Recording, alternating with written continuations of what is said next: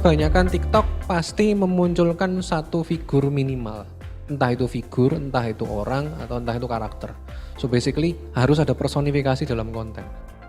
Jadi itu ya harusnya 3 poin ya, cuman ketulis 2. Nah ini contoh-contoh, ini tweet, ini bukan komen.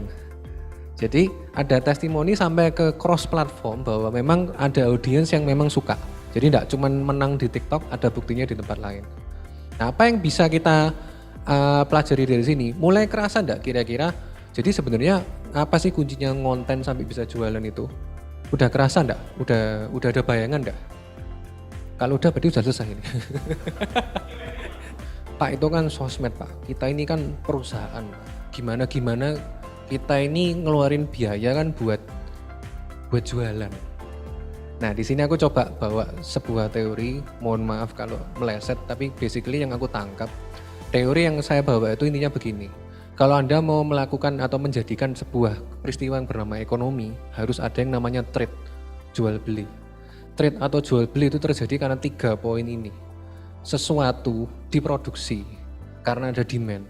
Ketika Anda produksi, maka Anda harus bisa mencapai ke konsumen dengan cara distribusi.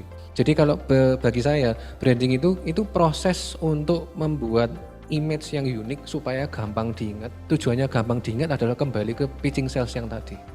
Di mana beberapa step dalam pitching sales itu harus bisa diwakilkan.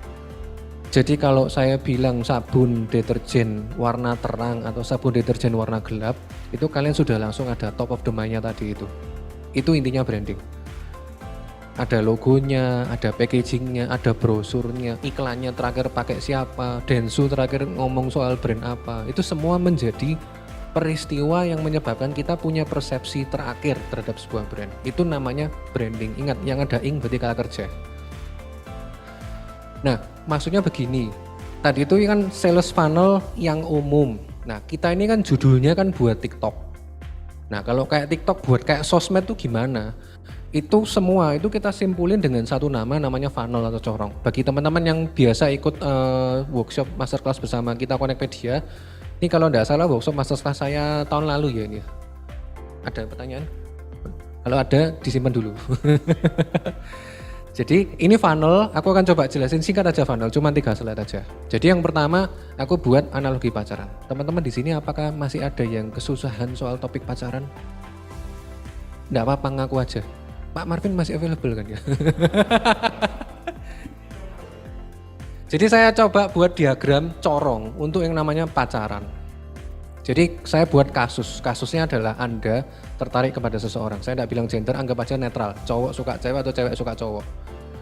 Pertama yang Anda lakukan pasti first impressionnya. Dia suka apa? Dia style pakaiannya bagaimana? Dia cara berbicaranya bagaimana, dan kemudian Anda berusaha tampil seperti itu. Itu proses awal. Bahkan belum ngajak ngomong. Saling ngejudging lah istilahnya. Habis itu kalau beneran tertarik, Anda mulai get to know, Anda mulai ajak ngomong. Boleh kenalan enggak? Hai cantik, namanya siapa? Saya usum enggak ngomong gitu. Dideketin, diajak omong, dijak ketemuan, dicocokin jadwal kuliahnya. Dia hari Selasa masuk, aku hari Selasa harus masuk. Dia hari Rabu enggak masuk, ya berarti aku hari Rabu harus bisa nongkrong di kosnya atau gimana. Kalau udah kenal, udah mulai jalan bareng, akhirnya kita proses kenalan lebih jauh. Ngomongnya jalan bareng, bukan kencan ya, cuman makan bareng. Tapi mulai tanya hobi, mulai cerita soal ini, soal itu. Yang kemudian nanti akhirnya, ini mungkin kata-katanya bukan melamar, ini kan ceritanya masih mau pacaran. Ini keluar nembaknya. Aku suka kamu, mau enggak jadian sama aku? Yang kemudian ini semua ini yang kita lakukan untuk nge-pitching sampai ngomong, saya suka kamu, saya mau menawarkan kamu ini. Maukah kamu membelinya? Harapan kita ya mau, ayo closing. Istilahnya kayak gitu. Terlalu ekstrim gak pacaran tak bilang kayak gini, closing. Bos, berhasil bos.